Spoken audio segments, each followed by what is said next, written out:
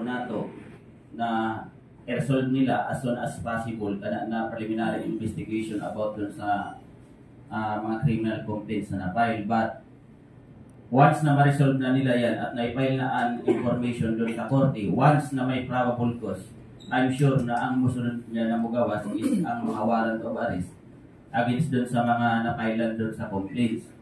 And kana na mga tag-ingon nila anong dili pa na-erit kana na compound, mga kapatid, you are going beyond the rules of law.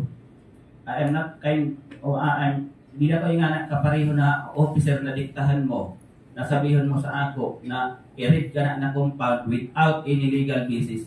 Hindi ako nga na ka-reckless.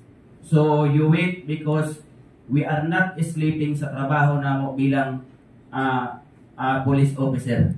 Tanan diri na tagbuhat namo is in accordance with the rules of law because dili namo gusto makitaan ng technicalities, especially pag-abot sa mga legal action. Thank you.